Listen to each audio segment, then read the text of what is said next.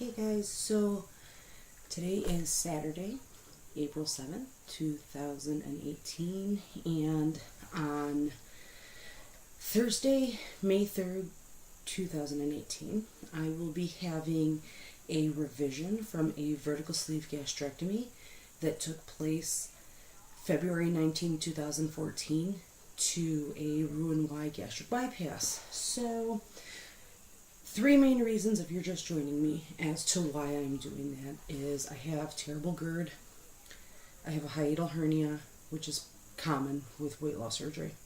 Most people don't even know that they have them unless something like GERD causes them to act up. And then the third reason is because I never made it to goal weight, and I ended up having regain. So I wanted to just kind of give the people that normally watch me, and even if you're starting to watch me, just kind of a rundown of how I plan to keep you guys updated. I know I fell off before, so I had to get a plan of action together. So my plan is, what I will be doing is updating you guys on Fridays, in the evening, and since it would be each week, the end of a full week would land on a Thursday, so I'd be a week out on a Thursday, so then the following day I would be updating you. So that's the plan. And for monthly updates, it's going to be like when I decide to do my taping and my body shot, those are going to happen on a monthly basis, because I just kind of feel because I do have a history with having an eating disorder, I don't want to somehow trigger it to start up again. And I feel like becoming super obsessive and taping every week and doing body shots every week will potentially kick that into high gear for me. So I want to avoid that at all costs.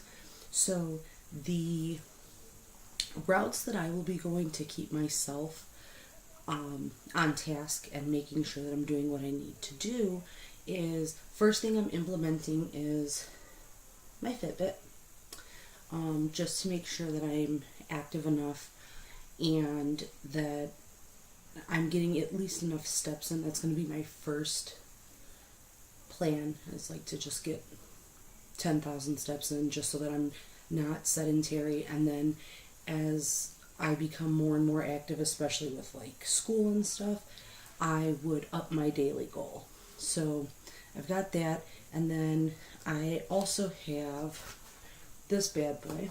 And basically what I did, and I'll actually show you what I did, was this was all my high weight information, and from when I had my first surgery. And then this, if you look at the top, I put what all, which, it shows you where I would be at. For instance, I'm going to show you a clean one because I messed up on one of them.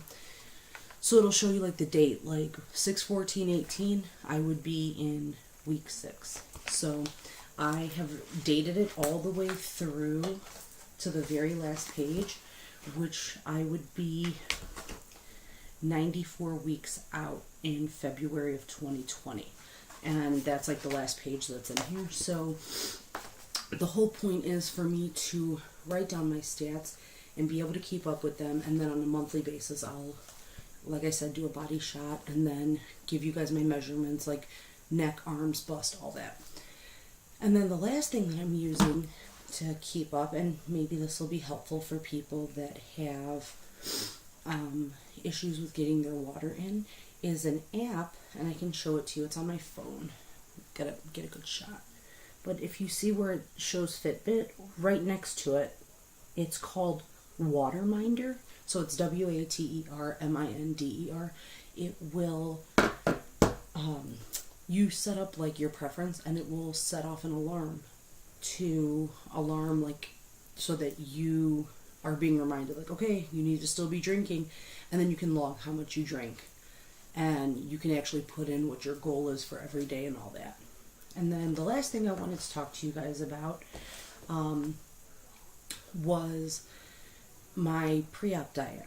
And with the pre-op diet, I think I've like discovered something. Well, for at least for me, it was a discovery because I hadn't seen anybody do anything like this, and hopefully, it's something that like maybe you guys can try, especially if you're somebody who has an aversion to protein shakes, or you just haven't found the right one. This is a really good cheap option, and it has a lot of option for variety. So I am officially 4 weeks pre-op. So the plan that I have going on is that I am going to start out the first 2 weeks treating my protein shakes almost like a slim fast type of thing, which I would have a shake for breakfast, a shake for lunch, a snack like an apple or a banana. Like I don't know if I want to do oranges because they do have such a high acid content and they have such a high sugar content that I feel like maybe could hinder the situation. So basically what I'm attempting to do is get my rapid weight loss like kicked in high gear.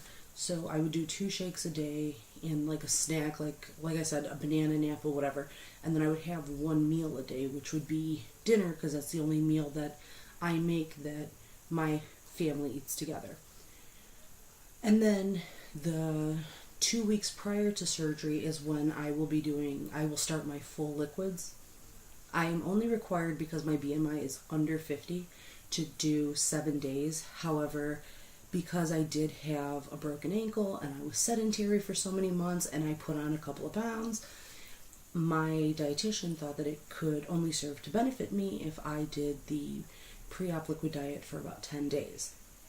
So I figured, if obviously I could do it for 10 days, because if you're doing it for 10 days and you get to day 3 and you want to stop, you can't, because you're at that point 7 days pre-op and then you still have to do the liquid diet anyway. So I figured, you know what, let me push myself and see if I can handle doing 2 weeks.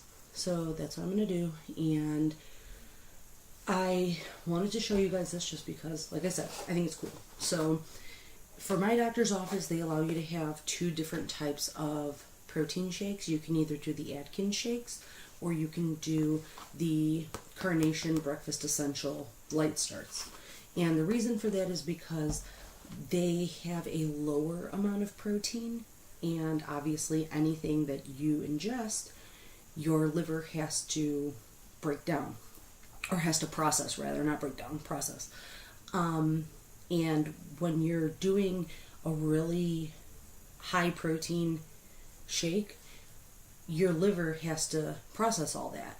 So the whole point in the pre-op liquid diet is to get your liver as pliable and like just as shrunken as you can get it. That sounds really bad, but whatever. You're basically trying to shrink your liver so that when the doctor goes in and puts the retractor in to retract your liver, because it is so big and it covers your, gastric organs, it makes it easier for them to retract it back. So, and then that's how people don't get poked, because if your liver's nice and pliable, it's easy to work with. So what I found is I am a person who shopped and shopped and shopped and shopped and shopped for protein shakes that worked for me, and nothing ever really entertained me. Like, it was just kind of like, okay, I know I have to do this. So I never gave these a try, and these were an option from my doctor's office recommendation. Like, I never gave it a try until this go round, because I didn't want to buy the Atkins shakes. So I got these, and then this guy came along. Do do do do do do. Do do do do do do. Okay, so this is this is orange extract, but I have a bunch of them. I bought a hazelnut one to mix with the chocolate shakes of these and make a Nutella protein shake. Yeah. And then I use the orange one with this, and it kind of tastes like a dreamsicle. I've also done where I've mixed these 3 flavors. They're gonna sound nasty, but if you're smart enough, you'll get where I'm going with it. So you take the vanilla protein, you mix it with like 2 drops of cinnamon, 2 or 3 drops of butter flavor extract, and then like a 1/4 teaspoon of maple flavored extract. You got French toast in a cup. What? Yes. Okay, so that's what I'm doing.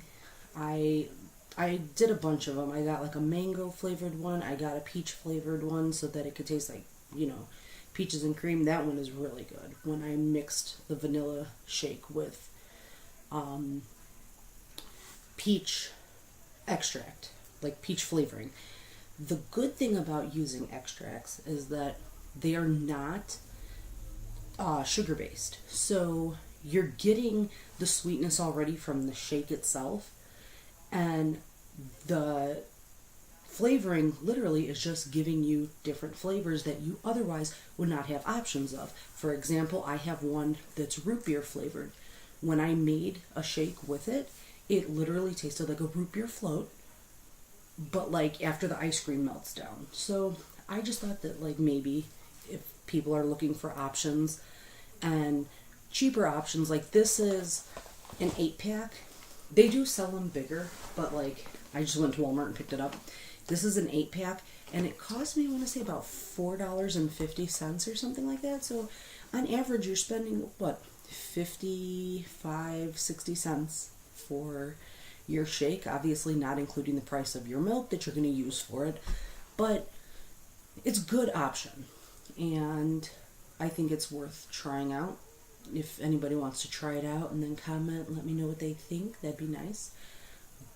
But I think that's all I have for you guys right now. I just thought I would share that, and the next time you will hear from me will be 2 weeks pre-op, when I get all my stuff done with the doctor's office. That's when I'll go in for my history and physical, and then I will update you guys the day before, the evening before surgery, to let you know at that point in time.